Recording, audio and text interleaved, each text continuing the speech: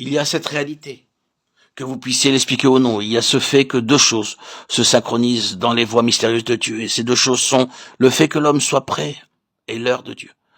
L'heure de Dieu est une heure déterminée en ce qui concerne Dieu. Et déjà, dans sa préscience, il a fixé l'heure selon ce qu'il sait d'avance, être le moment où les personnes seront prêtes. Et il y a beaucoup de choses derrière cela. Vous savez, à propos de la synchronisation entre la disposition de l'homme et l'heure de Dieu. Dieu avait fixé ce temps, 480 ans. Mais il savait exactement quelle serait la situation au terme de chaque jour de cette période-là. Et parce qu'il savait cela se produisit selon son échéancier. Pouvons-nous expliquer ceci? Eh bien, c'est uniquement ceci. Comme nous l'avons souvent dit, Dieu est très pragmatique. Dieu n'est ni théorique, ni agissant au hasard. Il est très pratique. Il est vraiment nécessaire à l'homme d'être dans un état tel de rendre très réel les desseins de Dieu, la volonté de Dieu dans l'histoire de l'homme. Nous le savons tous. Même s'il nous est présenté le dessein de Dieu, la volonté de Dieu, le plan de Dieu et la pensée de Dieu, et que nous savons que c'est ce que Dieu veut pour nous, nous ne pouvons pas juste nous en emparer et y entrer quand nous le souhaitons. Il devient absolument nécessaire que nous soyons parvenus à un état pour que cette chose devienne réelle. Sinon, ce serait seulement une théorie, quelque chose qui vient sur notre chemin, et c'est tout. Mais lorsque Dieu réalise une chose, il le fait d'une manière et à un moment où cette chose est merveilleuse, en raison de la préparation qui a été effectuée pour elle, et parce que l'homme est à présent prêt pour cette chose.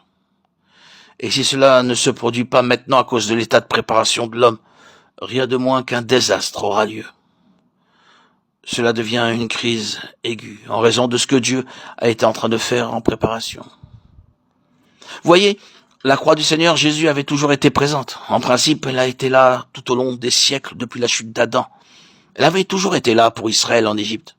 La croix n'a pas été introduite là en Égypte à la Pâque pour la première fois. Elle avait toujours été là pour le peuple d'Israël. Mais le peuple n'était pas prêt pour elle. Par conséquent, alors qu'elle était là, elle était encore latente.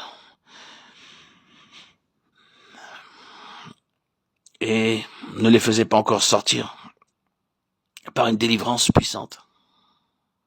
La croix est ici avec toute sa formidable signification et importance, mais combien d'entre nous sont prêts pour elle? Il attend jusqu'à ce que nous soyons prêts. Il doit y avoir une histoire qui la rendra en effet très réelle. Bien sûr, cela s'applique aux perdus.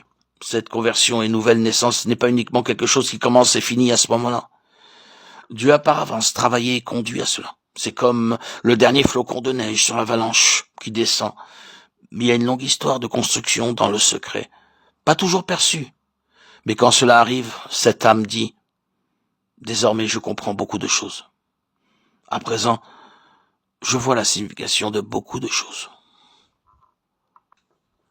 Je réalise maintenant qu'il y a quelque chose qui repose derrière cela.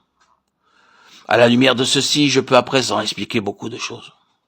Et ce qui est vrai dans le cas du salut à son début, conversion nouvelle, naissance nouvelle, quelle que soit la façon dont vous le formulez, est vrai de ces crises dans la vie d'un chrétien. Je ne parle pas seulement d'une seconde bénédiction isolée, je parle de bénédiction sur bénédiction qui sont marquées par de nouvelles crises vers lesquelles Dieu a avancé. Quelle que soit votre progression, il y a encore davantage qui, en comparaison, rendra petit tout ce qui est passé. Le croyez-vous? Une nuit à se souvenir beaucoup peut arriver encore et encore à un chrétien, alors qu'il continue.